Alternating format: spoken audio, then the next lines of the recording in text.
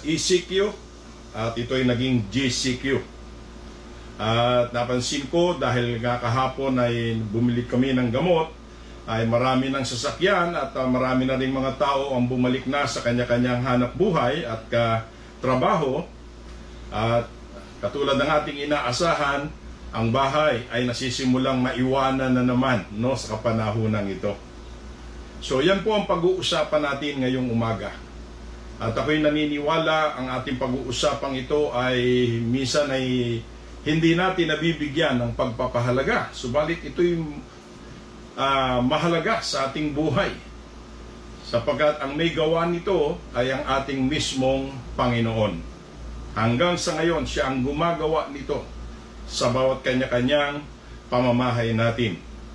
So, kung dala natin ang ating, dala yung nariyan sa inyong tabi, ang inyong mga Biblia, magbabasa tayo ng mga ilang talata, at ito ay makukuha natin sa Salmo 127, talatang 1 hanggang 5. At ito ang sinasabi, sige hanapin ninyo, sabay-sabay tayong magbasa. Ito po ang sinasabi, Salmo 127, 1 hanggang 5. Malibang itayo ng Panginoon ang bahay, walang kabuluhang nagsisigawa ang nagtatayo. Malibang ingatan ng Panginoon ang bayan, walang kabuluhang gumigising ang bantay. Walang kabuluhan sa inyo na kayo'y magsibangong maaga at magpahingang tanghali at magsikain ng tinapay ng kapagalan, sapagat binibigyan niya gayon ang pagkakatulog ang kanyang minamahal. Narito ang mga anak ay mana na mula sa Panginoon, at ang bunga ng bahay bata ay kanyang gantimpala. Kung paano ang mga pana sa kamay ng makapangyarihang lalaki, gayon ang mga anak ng kabataan. Maginhawa ang lalaki na pumuno ng kanyang lalagyan ng pana ng mga yaon, sila'y hindi mapapahiya pagka sila'y nakikipagsalitaan sa kanilang mga kaaway sa pintuang bayan. Muli, iyuko natin ang ating mga ulo. Dakilang Diyos, muli kaming nagpapakumbaba sa aming mga puso at inihahanda namin, Panginoon, sa pakikinig na ito ang iyong mga kapahayagan sa pamamagitan ng pangangaral na ito. Ngayong umaga, Panginoon, gutom kami at uhaw sa mga salitang ito. Kaya pinahihintulutan namin ang banal mong Espiritu na ikaw na ang magpaliwanag sa paksang ito na aming pag-uusapan at pag-aaralan sa umagang ito. Inihiling ko rin, O Diyos, kausapin mo ang bawat isa at magbigay ka ng kapahayagan. Hindi pa man, O Diyos, kami nagpapasalamat na sa iyong gagawin. Sa pangalan ni Jesus, ang lahat ay magsabi ng Amen. Pwede bang palakpakan natin muli ang ating Panginoon? Hallelujah! So, katulad ng aking sinabi, marami po ngayon ang naayos, yung ating aura, sapagkat napagkalooban tayo, ng konting pabor, pero hindi pa yan todo-todo, ha? Nakikita ko sa mga sasakyan, bagamat sila ay meron ng mga kunyaring divisyong mga plastic sa sasakyan, pero dikit-dikit naman din yung nakaupo. Huwag naman nating abusuhin, no? Pero hindi po yan ang ating pag-aaralan. Ang pag-aaralan natin ay may kinalaman sa ating pamamahay. Okay? At dito nakita natin sa ating talata ang Diyos, ang nagtutukod ng bahay o panimalay. Bakit ko ginawa ang mensaheng ito? Sapagkat maraming mga tao ngayon na tinatrato nila ang kanilang bahay na isang ordinaryo lamang na lugar na matitirahan. Of course, marami sa kanila ang nagnanasa na magkaroon ng bahay o sariling pamamahay. Amen. But whether it is their own or rented, maaaring alinman sa dalawa, ito'y pag-aari na ninyo o inuupahan ninyo, ay ginagawa natin ang lugar na ito pagka minsan na isa na lamang sleeping quarter. Lugar ng tulugan. Amen. Ang ibang mga pamilya, ang kanilang bahay ay ginagawa nilang display center. Kung papasok ka sa kanilang bahay, okay, makikita mo iba't ibang mga kasangkapan, mga appliances dyan, mga furniture dyan. Kaya ito parang masama dyan. Amen. Kahit kami meron. No? Pero ang iba naman, ginagawa itong bodega. Na kung saan yung kasambahay o yung kanilang katabang, yun ang security guard nila. Sapagkat silang lahat ay umaalis. Okay? Ang iba naman, napansin ko, yung bahay nila parang zoo. Nandoon ang iba't ibang klaseng mga hayop. Amen. Of course, tayong lahat, siguro halos lahat sa atin, meron tayong aso. Ang iba, merong pusa. Ang iba, merong mga langgam. Merong mga ibon. Okay?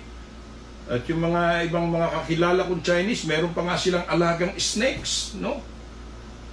Pag lumabas ka naman sa labas, makikita mo, meron pang unggoy na alaga, meron pang salampati o kalapati. Amen. Parang nagiging so, no? Huwag na nating isama ang pag-aalaga ng mga tawag nating ilaga at ipis. Nandoon din yun sa kanilang pamamahay. Okay? Ang iba naman, ang nasa nila magkaroon ng maraming bahay. Sa anumang kadahilanan, hindi natin alam, pero uulitin ko, hindi po masama ang magkaroon ng bahay. Pero kung atin pong itatrato ngayong umaga na ang Diyos ang nagtutukod ng bahay, abay gawin natin itong hindi lamang bahay kung hindi isang tahanan ng ating Panginoon at tayong pamilya. Gawin natin itong lugar na kung saan ay pagpalain ito ng ating Panginoon. Kasi lahat tayo gusto natin, no? Lahat tayo gusto natin na ang ating kalangitan, ang susunod nating bahay o tahanan, pero iilan lang sa atin na nagpre-prepare nito o naghahanda. Alam ba ninyo, nasabi ko na rin ito nung una, okay? Pwede nating pababain ang langit, okay? Sa ating kanya-kanyang bahay at gawin natin itong isang tunay na tahanan. Na habang tayo ay naghihintay sa ikalawang pagbabalik ng Panginoon, ay pwede na nating umpisahan ito. Ituring natin itong parang sarili nating bahay. Let's make our house a home where God can bless it. At pwede natin niyang umpisahan kahit ngayong umaga. Kapagkat naririyan tayo sa kanya-kanya nating pamamahay. Kaya pinamagatan ko ang mensaheng ito, okay? The blessedness of our house. Okay? Ang pagpapala sa ating pamamahay. Blessedness means the state of being blessed with divine favor. Blessedness means the state of being blessed with divine favor. So sa umagang ito po ang aking isi-share sa inyo at ito po ang blueprint kung papaano magtukod ng isang bahay na pwedeng maging tahanan. Amen. So una nating tignan dito, the presence of Jesus make our house blessed. Sa presensya lang ng Panginoon sa ating pamamahay ay sigurado nang may pagpapala tayong tatanggapin mula sa Diyos. Kasi karamihan ng mga tao nag-iisip na ang presensya ng Panginoon ay naroroon lang sa church. Kanya-kanya tayo ng kanya-kanya, ang iba ang church nila, tayo iba ang church natin. Yun ang kaisipan ng mga tao. Nung ako'y nandun pa rin sa lumang reliyon, ang alam ko, ang Panginoon naroroon lang sa church. Kaya makikita natin ang mga ibang church, binibigyan natin ng sobrang emphasis. Binibigyan nila ito. They put too much emphasis on the building. Nung wala pa tayo sa Panginoon, nung hindi pa tayo nakakakilala, marahil ang mga churches ninyo ay yung mga malalaking church na kung saan gumugol sila ng mga milyong salapi para malagyan nila ng dekorasyon at magagandang mga stained glasses, ano? Ang iba nga napuntahan kong mga church, kasi lumalabas naman kami kahit paminsan-minsan, ay nakikita ko ang church na pinupuntahan nila. Wow, talagang masasabi mong magaganda. Yung napapanood ko nga sa YouTube, yung mga simbahan, lalo na sa Roma. Okay? Makikita natin doon, pati yung kisame, dinalagyan ng magagandang mga paintings, ng mga anghel. Talagang gumagastos sila. At kang dahilan, gusto nila itong maging parang langit kung titignan natin. At again, there is nothing wrong with it. Wala pong masama doon. Sapagkat ito ginagawa nila, gusto nilang maramdaman ang presensya ng Diyos. Na kapag ka nga naman mayroong mga problema at mga kahirapan o mga pangangailangan, agad-agad pwede silang makapunta sa church at mapil nila ang presensya ng ating Panginoon. At ang isa pa, damdam din nila na kapag umalis na sila sa church, para bang sa lahat ng pupuntahan nila, ay wala nang presensya ng ating Panginoon, lalo na sa ating pamamahay. Of course, He can bless us in the church, yung pinupuntahan nating church natin.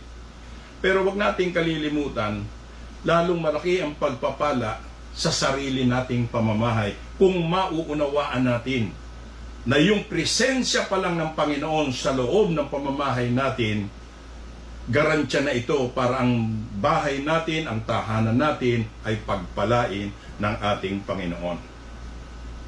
Kailangan siyang makilala, okay, sa pamamahay natin. Sa Matthew 18:20 itong sabi, sapagkat kung nasaan nakakatipo ng 2 o 3 sa aking pangalan, ay nariroon na ako sa gitna nila. Sa pamamahay natin, sa 2 o 3 lang. Ngayon, kung tayo mahigit pa sa 3 na nandoon sa pamamahay natin, nandoon ang presensya ng Panginoon. Of course, nandoon ang presensya ng Panginoon kung ang mga ginagawa natin sa loob ay nakalulugod sa ating Panginoon. Kasi pwedeng magsamang 2, 3, 4, tapos nag-iinuman tayo. Nagsusugalan tayo, wala ang presensya ng Panginoon. Pero sa 2 o 3 lamang na gumagawa ng kalooban at na kayo ay nasa bahay, nandoon na. Pwede nang maging church ang ating bahay, katulad ng ginagawa natin ngayon. Hindi tayo makapunta sa church, pero napipil pa rin natin ang presensya ng Panginoon. Dahil sa 2 o 3, ngayon nakikinig kayo, ginagawa ninyo kalooban ng Diyos. Presensya ng Diyos nandiyan sa inyo. Wala tayong kamalay-malay. Akala lang natin nakikinig tayo. Sabi ni Pastor, makinig pag Linggo, Miyerkules. Nakikinig lang. No. Sa pakikinig ninyo, ang presensya ng Diyos nandiyan na sa tabi ninyo. You ought to recognize the presence of God. Alam ba ninyo, ito, revelation nito, na si Jesus hindi pinanganak sa sabsaban. Pag-aaralan natin ang kapanganakan ng Panginoon, siya ay pinanganak sa isang kubo. Kumbaga sa atin dito, bahay kubo. Hindi sa sabsaban. Sa isang bahay siya pinanganak. Amen? Matthew 18:20. Sorry. Matthew 2:11. Kapahayagan ito. Kung hindi kayo nakikinig, hindi nyo alam ito. No? Kaya tayo gumagawa pa ng mga manger pagka araw ng Pasko, hindi pala doon siya ipinanganak. Sa isang bahay kubo pala. Ito ang sabi rito. At nagsipasok sila sa bahay, Matthew 2:11. Nagsipasok sila sa bahay at nakakita nila ang sanggol na kasama ng kanyang inang si Maria. At nagpatira pa sila at nagsimba sa kanya.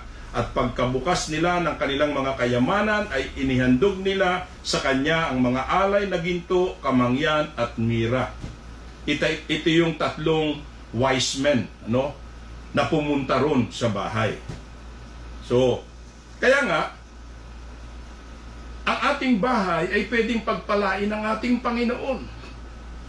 Hindi lang siya doon ipinanganak sa isang bahay, kung hindi, sabi sa ating talata, siya ang nagtutukod ng bahay. At dahil sa siyang nagtutukod ng bahay, He can bring many blessings to our house. Kung nagte-take notes kayo, sulat ito. Una, kapag ang presensya ng Panginoon ay nasa sa atin, number one, yung protection. Magandang example dito. Kilala natin si Pastor Tony. Okay? 2 beses na sunugan yan. Pero hindi nasusunog ang bahay. Yung kanilang bakery sa Magallanes, biro mo na nasunog lahat yung nag-umpisa sa itaas nila, nasunog yung buong apartment, yung kanila lang na natira. Why? Because the presence of God is in that place. So may protection. Yung bahay namin sa Marporing inuupahan, ganun din. Linggo yun, nagsimba tayo, pagbalik namin, grabe, pinasok ng magnanakaw yung bahay namin. Nagulat na lang kami, yung mga burloloy ni mamita ninyo nakakalat doon sa kama pero nakaayos. Hindi basta isinabog na ganun, inayos pa. Tapos yung aking mga rilong mga sinauna, binuksan din yun pero walang kinuhang relos. Tinignan ko kung anong ninakaw sa amin. Wala pong ninakaw. Pero nandoon yung bintana, sinira ng kanilang kutsilyo. Amen. Pero hanggang ngayon, iniisip ko, walang nawala sa amin. Bakit? May proteksyon ng ating Panginoon. Ang iba sa ating nakikinig, siguro ganyan din. Okay? Nakaranas kayo ng ganyan. Kaya napakaganda ng presensya ng Diyos ay nasa sa atin. Pangalawang blessing ng Panginoon, healing. Marami sa atin nakatanggap ng healing sa pamamahay. Totoong-totoo ito sa Biblia. Sa Marcos 1:29 hanggang 34. Narito, ang sabi rito, isa to sa healing. Healing ito ng mother-in-law ni Pedro. Okay, sabi rito, at paglabas nila sa sinagoga ay nagsipasok pagdakay sa bahay ni Simon at ni Andres, nakasama si Santiago at si Juan, nakahigangang nilalagnat ang biyanang babae ni Simon, at pagdakay pinakiusapan nila siya tungkol sa kanya, at lumapit siya at tinignan siya sa kamay at siya'y tinindig at inibsan siya ng lagnat. Ibig sabihin, nawalan siya ng kalintura at siya'y naglingkod sa kanila. At nang kinagabihan, paglubog ng araw, ay kanilang dinala sa kanya ang lahat ng mga may sakit. Dahil napagaling yung kanyang biyanan, lahat ng mga may sakit ay dinala sa bahay, at ang mga inaalihan ng mga masamang espiritu. Okay? At ang buong bayan ay nagtipon sa pintuan at nagpagaling siya ng maraming may karamdaman ng sari-saring sakit. Nagpalabas ng maraming demonyo at hindi tinulutang magsipagsalita ang mga demonyo sapagkat siya ay kanilang kilala. So makikita natin, merong healing. Ano pa? Kapag ang presensya ng Panginoon ay nasa bahay natin, merong kaligtasan. Sa buhay ni Sakeo, sa Lucas 18:8 hanggang 9. At si Sakeo ay nagtindig at sinabi ng Panginoon, narito, Panginoon, ang kalahati ng aking pag-aari ay binibigay ko sa mga dukha. At kung sakalit nakasingil akong may daya sa kanino mang tao, ay isinasauli ko ng makaapat.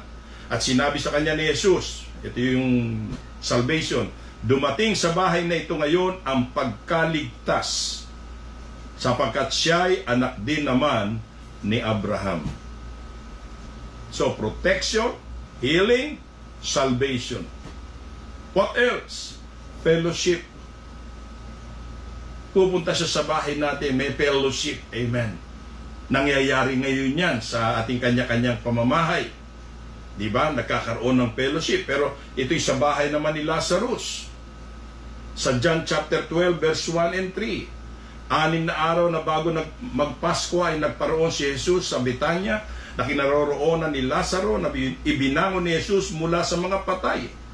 Kaya iginawa siya doon ng isang hapunan, at si Marta ay naglilingkod, dadapot si Lazaro ay isa sa mga nakaupo sa pagkain na kasalo niya. Si Maria nga'y kumuha ng libra ng ungwentong taganas na nardo na totoong mahalaga, at pinahira ng mga paa ni Jesus at kinuskus ang kanyang mga paa ng kanyang mga buhok, at ang bahay ay napuno ng amoy ng ungwento. So nakapag-fellowship siya sa bahay ni Lazaro. Sino si Lazaro? Ito yung namatay na ng ilang araw pero muli pang binuhay ng ating Panginoon. At dahil doon sa mga nagawang yun, welcome ng pamilya ni Lazaro si Jesus Christ. Kaya tayong lahat ng pamilya, kailangan ang presensya ay laging naririyan sa ating pamamahay. Ibig sabihin, siya'y welcome na welcome. Kung meron man kayong wini-welcome na ibang tao sa inyong sariling pamamahay, huwag mawawala ang presensya ng ating Panginoon. Palakpakan natin ang ating Diyos. Okay, hallelujah. Ngayon, sinasabi natin, nasa amin namang ang presensya ng Panginoon. Ang tanong, Jesus is in our house, but is He comfortable in our house? Naroon na siya sa bahay natin. Komportable ba siya sa pamamahay natin? For example, sa ating mga pag-uusap with all our conversation, yung pag-uusap natin sa ating pamilya, anong klaseng pag-uusap tayo dyan? Naluluwalhati ba? Nalulugod ba? Nagiging komportable ba ang Panginoon? Sa ating mga pakikipag-usap sa ating mga silingan, nakukomportable ba ang ating Panginoon? Nandoon ang presensya ng Diyos. Pero ang tanong, is He comfortable with us? Okay? Sa ating attitude toward each other. Nasasabi natin ito, pag nasa church tayo, wow, talagang very close sa isa't isa, pero pagdating sa bahay, hindi ganoon. So, nakukomportable ba ang Panginoon pagdating sa pamamahay natin? Isa pang tanong, siyempre sa bahay natin, katulad ngayon, lagi tayong nasa bahay. Anong klaseng entertainment meron tayo? Marami pa rin sa atin, meron tayong widescreen TV. Ano naman ang pinapanood natin? Of course, ngayon nanonood kayo sa akin. Pero pagkatapos nito, what kind of entertainment do we have in our house? Nai-entertain na tayo ngayon sa iba't ibang klaseng gadget. Kaya pag sinabi mong nasa amin naman ang presensya, oo, komportable ba ang Panginoon? Another thing sa loob ng pamamahay para makomportable siya ay yung makita niya na ang bawat isang membro ng pamilya ginagawa yung kanya-kanyang responsibilidad. May kanya-kanya tayong responsibilidad. At kung wala kang responsibilidad sa bahay, humingi ka ng responsibilidad. Gumawa ka ng responsibilidad sapagkat yun ay bahay mo. Bakit pag nasa ibang bahay tayo, hindi ako na maghuhugas, lalo na kung pinakain ka. Hindi, kami na, ma'am, kami na maghuhugas, no? Pero pagdating natin sa bahay, tulukan tayo. Komportable ba ang Panginoon doon? Another thing na makomportable ang Panginoon, lalo na pag akinsit katapusan, komportable siya doon nakaupo, na marinig niya ang mga anak, ang mga anak, pa o ma, nagsweldo na ako, ito yung share ko. Nagagawa ba natin yon? Pinag-uusapan dito kung komportable ang Panginoon.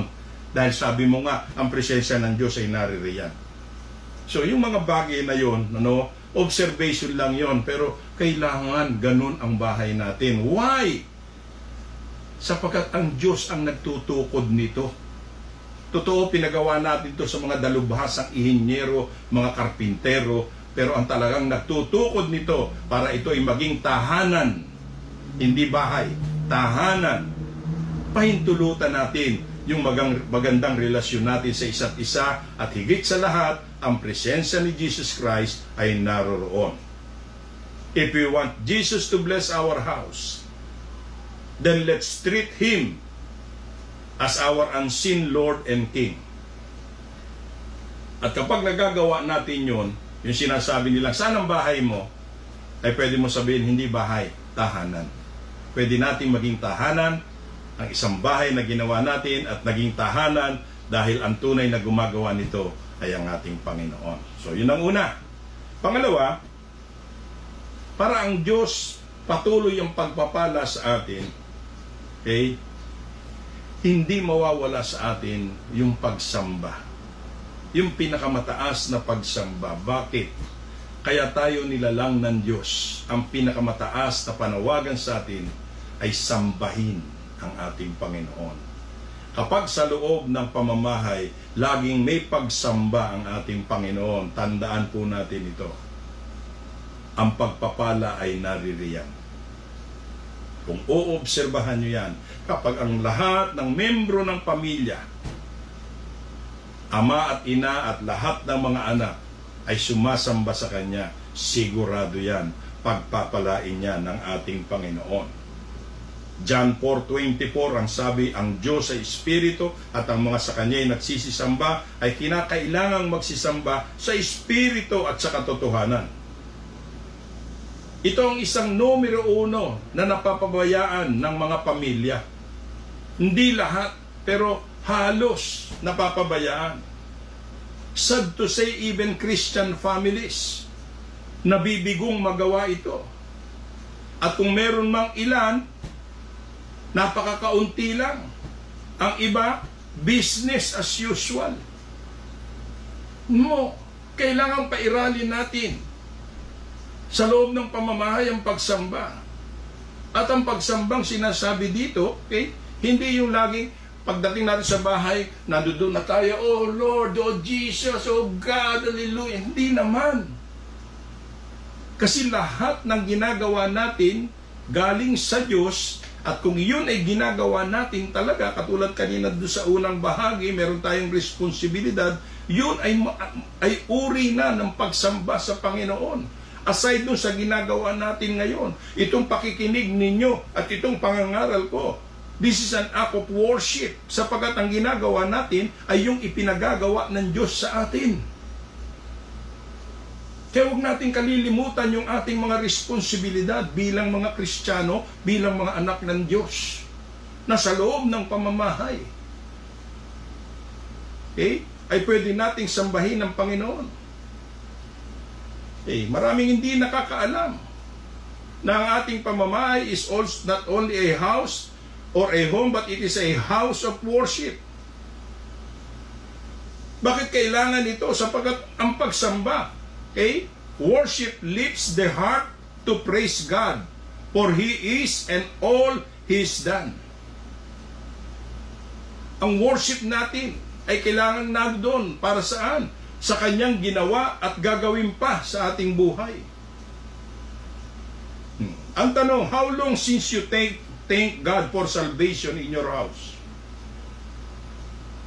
Kailan mo huling nasabi ang salamat, Panginoon, sa aking kaligtasan, sa kaligtasan ng aking pamamahay? Gaano nakatagal nung huli kang lumuhod sa iyong sariling pamamahay para manalangin sa Panginoon? Alam, pinakamagandang time ngayon. Kasi itong nangyayari sa atin, hindi pa ito. Kung mananatili at ang ating mga kababayan ay hindi susunod sa mga restriction na binibigay ng pamahalaan, delikado. Kaya yung bahay ninyo, sambahin natin ang Panginoon sa pamamagitan ng sa pananalangin. O Lord, tulungan mo mga taong ito, kumbiktahin mo mga taong ito, kasama ako, dahil isa rin ako sa matigas ang ulo. Sabihin mo yun. Yun ay uri ng pagsamba. Yun ang ibig sabihin ng sa espiritu at katotohanan. Kailan ka huling nagbasa ng Biblia? Of course, ngayon, lagi tayong nagbabasa sapagkat narito tayo sa ating pamamahay. Kailan ka huling umawit sa Panginoon ng talagang ubus-ubus talaga ang kagalakan mo, umaawit ka? Dahil sinagot ka ng boyfriend mo, sinagot ka ng girlfriend mo, okay? Dahil nanalo ka sa loto. Kailan, bukod doon, kailan ka huling nagpasalamat sa Panginoon? Nagpasalamat ka dahil nagkaroon ka ng trabaho, nagpasalamat ka sapagkat nagkaroon ka ng hanap buhay. Nasa atin bang ang atmosphere ba ng pagpupuri sa Diyos ay nasa sa ating bahay? Minsan ang bahay nagiging holy lang, nagwo-worship tayo pag Semana Santa, pag Pasko. Okay? Kailangan nandoon sa loob ng pamamahay yung gawain ng pagsamba sa ating Panginoon. Doing household chores is an act of worship. Yung mga ginagawa natin, kanina binanggit ko ito, yung mga kanya-kanyang gawain natin sa bahay. Ngayon dito sa bahay namin na lahat naaayos. Pero yun dapat maging regular yun. Kasi yun ang uri ng pagsamba sa Panginoon. Ang totoo, hindi yan bahay natin. Bahay yan ng Panginoon. Siya ang nagtutukod niyan hanggang ngayon. Kaya mahalaga sa atin, mga kapatid ko sa Panginoon, wag nating aalisin, okay, ang ugaling ito ng pagsamba. Kasi pag meron tayong pagsamba, yung espiritu ng pagkakaisa ay nandiyan dyan. Tandaan po natin ito. You will notice the moment when one member of the house arrived. Ano ang nangyayari sa loob?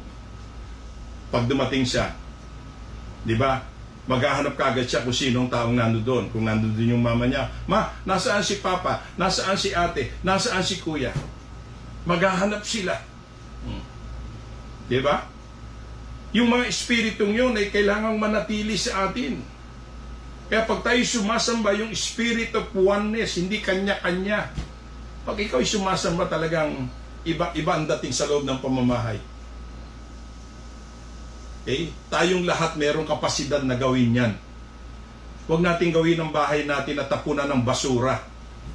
Ano yung basura? Yung sama ng loob, yung mga failures, yung mga frustration. No, sa labas natin itapon yan. Dito sa loob, lahat ng magagandang bagay. Sapagkat ang lahat ng magagandang bagay na ginagawa natin para sa Panginoon, yan ay isang uri at yan ay isang espiritu ng pagsamba sa ating Panginoon. Palakpakan natin ang ating Panginoon. Dagdag pa rito, ang ating pamamahay, doon lamang mararamdaman yung totoong pag-ibig. Pag-ibig ng ating mga magulang, mga ginikanan. Doon sa pamamahay na yun. Pansinin natin yung prodigal son. Alam niyo yung prodigal son, alam natin ang istorya noon. Kinuha niya ang lahat yung kanyang mamanahin at inubos niya. Okay? To cut the story short, alam natin ang ginawa niya. Bumalik ba siya kung kaninong kaibigan? No. Ang naalala niya, yung kabutihan sa kanyang loob, sa loob ng pamamahay ng kanyang ama. Naalala niya ang kanyang ama. Mabuti pang ay babalik ako sapagkat alam ko ang ama, mahal niya ako. Okay? Kahit man lang maging katulong na lang ako doon, at least makakabalik ako sa pamamahay. Alam niyo, ang bahay kasi, karugtong ito ng ating buhay. That is a revelation. Wala yan dito. It is an extension of who we are sa pamamahay. Nakuha ba natin ito? You are an extension of your own house. I don't care kung nakatira ka sa squatter, no. Hindi pinag-uusapan dito ang squatter, hindi pinag-uusapan ng malaking bahay, maliit na bahay. But you are an extension of your own house. When we say extension, kapag masaya ka, ibig sabihin kahit na anong liit ng bahay mo, kahit nakadikit lang ito sa dingding, mararamdaman ng tao na ikaw ay pinagpapala ng Diyos. Mga kapatid ko, let's go deeper sa house.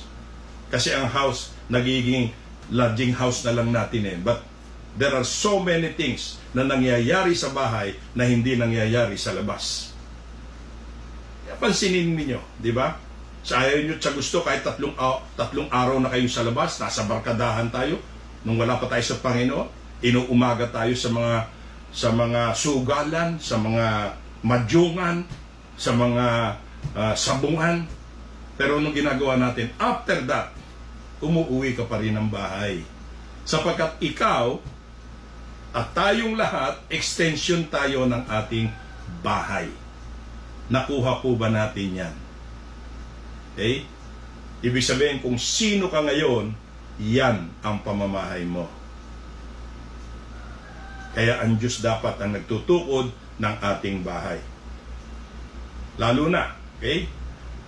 Ang sa nangyayari sa atin, sa krisis na ito, wala tayo sa ibang lugar, wala tayo sa kapitbahay, wala tayo sa barkada natin. Nasa sariling pamamahay tayo ngayon. Okay? Dito sa krisis na ito. Okay? But because we are not used to it, na makulong tayo sa bahay, kaya yung iba tumatakas. Nagsisinungaling sila doon sa mga frontliners. Okay? Ang iba nag-aaway pa. Talaga naman. Again, everything good you do inside your house. Everything. Lahat ng mabuting ginagawa mo sa loob ng pamamahay, sa membro ng iyong pamilya, is an act of worship to Jesus. Kaya nga ang sabi sa 1 Corinthians 10:31, kaya kung kayo'y nagsisikain man o nagsisiinom man o anuman ang inyong ginagawa, gawin ninyo ang lahat sa ikaluluwalhati ng Diyos. To glorify God. Amen? Gawin natin ito, to glorify God. Another word for glorify, to worship God. Biblical yan, no? Binabasa natin. So, nakuha po ba natin? Dagdag pa dyan, tingnan nyo nga yung mga nag-a-abroad, yung mga tumitira sa iba't ibang mga bansa. O kita nyo, pagtanda, saan pumupunta? Of course, yung iba doon na nalilibing, doon naman lahat ang buong pamilya. Pero yung iba, pagka may edad na, uwi na tayo, miss ko na yung bahay ko. Bakit? Extension ka ng bahay mo. Naintindihan ba natin? Amen. Pangatlo at panghuli, okay, ang pagpapala ng Diyos, okay, ay laging nasa ating pamamahay kapag kinikilala natin siya. Hindi lang ang presensya niya, na tunay nating Panginoon at sariling tagapagligtas. If you consider and recognize Jesus as your Lord and Savior, that makes your house blessed. Kasi sa loob ng pamamahay, hindi natin maintindihan kung sino ang Panginoon. Okay, minsan, ang Panginoon, siyempre, ang the highest, ang tatay, ang nanay. But more than that, merong pinakamataas. Kaya tayong mga nanay at mga tatay, huwag niyong kalilimutan, inilagay lang kayo dyan, ang pinakamataas dyan ay ang inyong tagapagligtas. Walang iba kung hindi ang ating Panginoong Jesus. That's why we need to recognize He is still the highest member ng ating pamilya para pagpalain ang ating pamilya. Sometimes, ang Panginoon sa loob ng bahay, yung anak na sumusuporta. Na dahil siya ang nagtatrabaho, okay, siya ang kailangang masunod. Maraming gumagawa niyan. Lalo na sa atin dito sa Pilipinas. Pag yung anak ang nagbumubuhay sa kanila, takot silang lahat. Oh, ayaw nung anak mo, kung mali pala, hindi na natin pwedeng itama. Yan ang mga espiritu sa loob ng bahay. Unang-una, nandun ang presensya ng Panginoon. So there is an order. The highest is God. Second is your parents. Okay? Yun ang dapat magkaroon ng order, yung kung sino mataas. Amen. Kaya naman ang mga anak, kung magsalita, wala. Parang yung mga magulang nila, parang katulong na lang. O, laban mo na to, ma. Laban mo na to. O, ito yung binihis ko. Susot ko ulit bukas yan. Yung panty kong yan. Yung bra kong yan. Susot ko yan kasi paborito ko ang kulay niyan. Pink. Huwag ganun. Huwag nating kalilimutan ng pinakamataas sa loob ay ang ating Panginoon at tagapagligtas na si Jesus. You want your house to be blessed? Let us establish order. Pinakamataas ang ating Panginoon, pangalawang ating magulang. Nakuha ba natin yan? Niligtas tayo ng Panginoon. Inilagay tayo sa isang pamamahay. As much as He placed us in the church for fellowship with other brethren, we still have our house. Where in that house, okay, there is the Savior, our Lord Jesus Christ. Kaya nakikita nyo, pag ang Panginoon ay hindi na nakikilala sa loob ng pamamahay, laging may away, laging maraming problema. Pag nag-away-away na, walang mag-giveaway. Lahat sila nag-aalsa. Wow! Kahit na mali ang magulang ninyo, igagalang ninyo. Makinig kayo mga anak. Hindi kami perpekto. Pero sasabihin ko sa inyo, kapag ang magulang nyo ay hindi nyo nirespeto, at lalong hindi nyo kinilala ang Panginoon na siyang Pangulo at tagapagligtas sa pamamahay, mamumblema ka. Sapagkat yan ay utos ng Diyos. Pag yan ay binayolate nyo mga anak, tandaan natin ito, magre-reflect yan sa buhay mo. Huwag na nating banggitin ang curse. Biblical yun sinasabi ko sa inyo. Mahal ko kayo mga anak. Pero tandaan nyo, kahit nagkamali ang inyong magulang, magulang pa rin nyo yan. Ginikanan pa rin nyo yan na dapat nyong irespeto. Medyo naging serious tayo. Pero yun po ang katotohanan. Meron tayong tagapagligtas, meron tayong Panginoon. At kung ang mga magulang natin pagka minsan ay nagkakamali, magulang mo pa rin yan.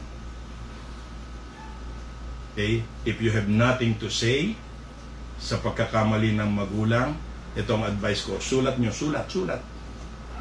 If you have nothing to say, nasaktan ka, shut your mouth. Magulang mo yan. Nakuha ba natin yan? Sapagkat marami akong nakikitang ganyan.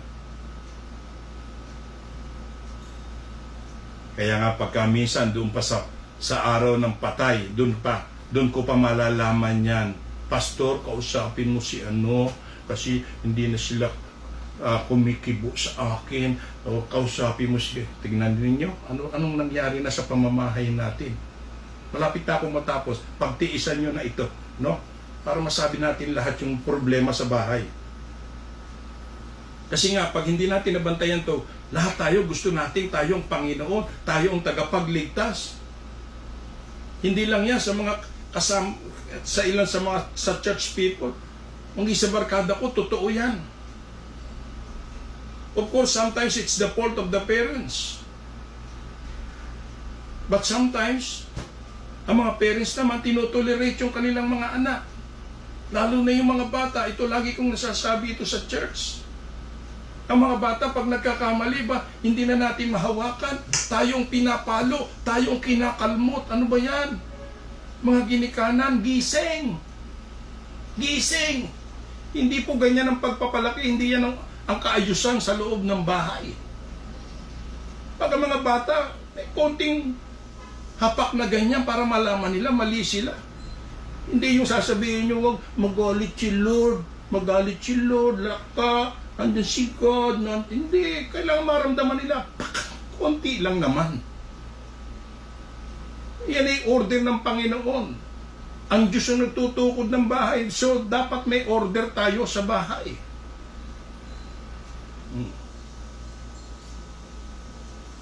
So sige, malapit na ito. Tapos pag nagkamali naman, walang mag-admit ng mali. Lahat sila tama. Nung wala pang pandemic, meron nagpa-counsel sa akin mag-asawa. Problema nila, ganito, anong problema nyo, ganyan. Pareho silang tama. Wala pa lang may mali sa inyo, bakit nagpunta pa kayo rito? Lahat sila tama. Abay, tanggapin natin sapagkat may Panginoon tayo. Siyang nakakaalam nito. Yan ang dahilan bakit si Jesus Christ bumaba rito sa lupa.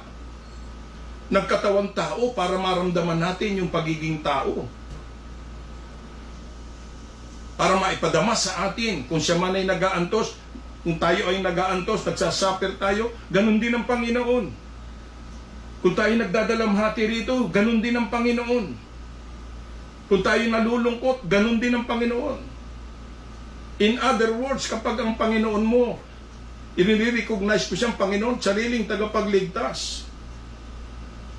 Okay? Huwag natin kalilimutan, nararamdaman niya ang lahat ng nararamdaman natin. And that is the Lord that we worship every day of our life. He is Jesus that experienced what you are experiencing. Kaya ang ating Panginoon nakaka-relay sa atin bilang Panginoong tagapagligtas. Kaya kailangan natin siyang kilalanin. Hindi lamang Panginoon kung hindi membro na hindi nakikita, unseen member of our family, para makita natin ang tunay na kaligtasan ng ating bahay na maging tahanan ito ng ating Panginoon. Kaya kung gusto natin na ang ating bahay maging tahanan, if you want your house to be blessed, a place to live in, 3 things yung pinag-usapan natin. Let's allow Jesus' presence to be in our house. Let us establish true worship in our house. And let's recognize Jesus as our Lord and personal Savior forever. Hindi lang ngayon, araw-araw, ito ang dapat na atmosphere sa loob ng ating pamamahay. Then, very sure, for sure, God will bless our home. Palakpakan natin ang ating Panginoon. So, pagkatapos nating marinig ang mensaheng ito ngayong umaga, pwede ko ba kayong tanungin, maaaring magkaroon ng pagbabago sa ating pamamahay? Tanong, what changes need to be made in our house? Kung magkataon, in person, bumisita si Jesus Christ sa atin. Sapagkat siya'y babalik. Amen? Kung magkataong bumisita siya sa pamamahay natin, ano kaya ang makikita ng ating Panginoon? So ngayon ay baguhin natin. Halos lahat tayo. Sa amin nga, dito nga sa pamamahay ko, may mga nababago. Okay? Kasi nga, it is the time na may crisis tayo. Ito na yung pagkakataon. Kasi pagkatapos nga nito, katulad ng sinabi ko, wala na. Magmimisto lang isang tulugan lang yung bahay natin. Pero kailangan nating i-renovate ang ating bahay. Okay? Maybe, some of us, we need to repaint it. Pinturahan natin ito. Ng anong pintura? With a new approach to our relationship to God and family. Ipintura natin ang bagong approach sa ating relasyon sa isa't isa at sa ating Panginoon. Okay? Pwede nating palitan yung kurtina. Yung kurtina natin with a curtain that has a design na mayroong disenyong love, okay, and affection toward each other. Yung kurtina nyo, medyo kupas na. Palitan natin ito ng isang kurtina na naglalarawan ng pag-ibig at affection sa isa't isa. O pwede nating ayusin yung ating sala. No? A new arrangement where we can establish a Bible study, a prayer, okay, or fellowship. Kailangan meron sa bahay na ganun. And of course, it's not hard because our Lord will help us. Kasi ang Diyos, huwag nating kalilimutan, siya ang karpintero. Siya ang nagkakarpintero ng ating bahay.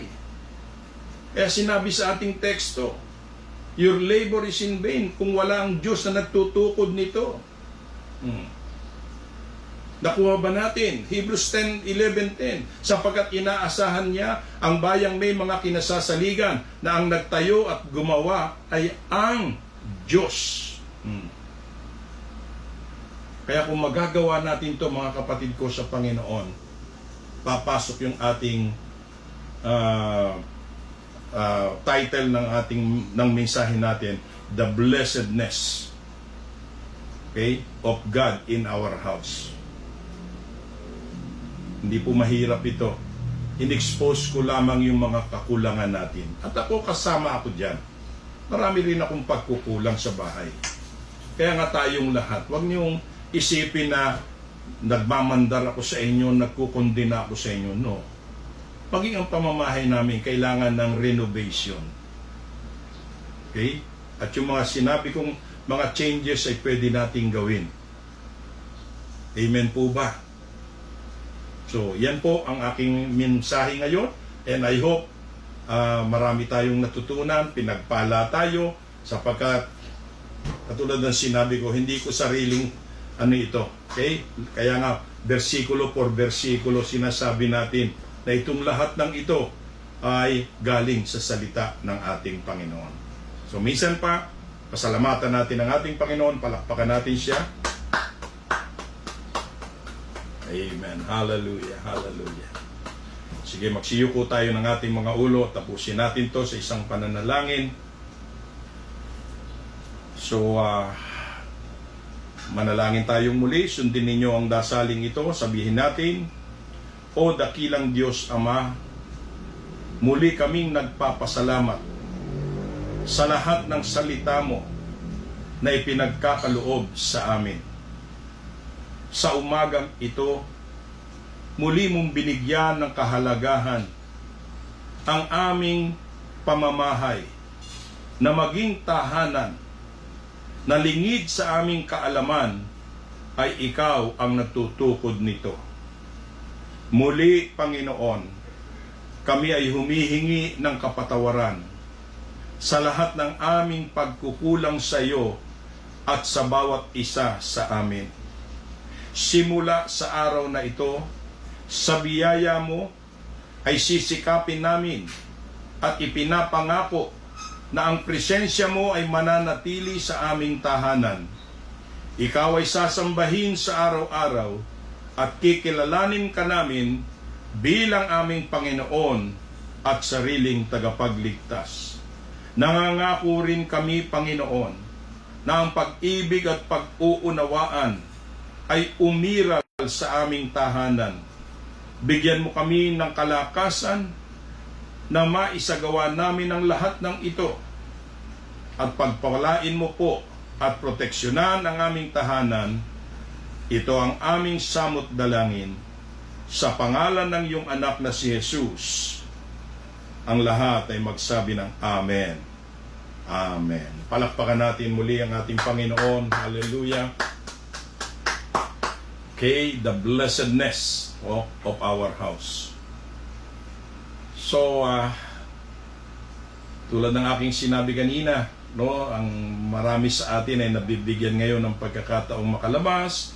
Pero sabi ko nga, kung ano lamang po yun, lalo na sa ating mga kasama sa church, no, huwag pong maging matigas ang ulo. Sunod lamang po tayo. Amen? Para nakikita nila, sumusunod ang mga Kristiyano sa pinag-uutos ng ating pamahalaan. No? Pasasaan ba yan? Dadating din yung talagang normal na. Pero kung tayo mismo ay magiging problema, sigurado to, magtatagal pa ito. Okay? Kaya sumunod na lamang tayo. At para sa ating mga kasama sa church, talagang hindi pa pwede, no, ang mag-assemble tayo sa church. Anyway, lagi naman tayong merong ganitong gawain, i-update ko na lamang kayo kung ano yung pwede na nating gawin. Pero in the meanwhile, ganito pa rin ang ating gawain, no, na pagkalinggo, dalawa ang inyong mapapakinggan, ako at si Pastor Arnel. At pagka Miyerkules, ako pa rin, o kaya minsan nag-a-assign tayo ng ating mga pastor sa church. Okay? So, yan lamang po, no? At I hope damdam ko kinausap tayo ng ating Panginoon. Amen? So, pasalamatan natin ang ating Panginoon. Iyuko natin uli ang ating mga ulo. Ito'y dasal ng pasasalamat na. Ako'y mananalangin. Dakilang Diyos, marami pong salamat sa iyong ginawa sa umagang ito. Alam ko na marami kang kinausap na pamilya patungkol sa pagtutukod ng bahay na walang iba kung hindi ikaw. Kaya nga kami, Panginoon, ay mga karpintero mo lamang na natulungan mo ang bawat isa sa amin na umiral pa rin higit sa lahat ang iyong pagiging Panginoon sa aming sariling pamamahay. Tulungan mo ang bawat isa sa amin at proteksyonan. Ganun na rin kasabay rito ang kalusugan. Ilayo mo kami sa mga sakit at higit sa lahat ang proteksyon sa aming pamamahay sa araw-araw ay ganapin mo. Maraming salamat sa iyong ginawa at gagawin pa. Ito ang aming pasasalamat, hinihiling sa iyong pangalan ng iyong anak na si Jesus. Amen. Muli, maraming salamat at magandang tanghali o magandang umaga sa inyong lahat.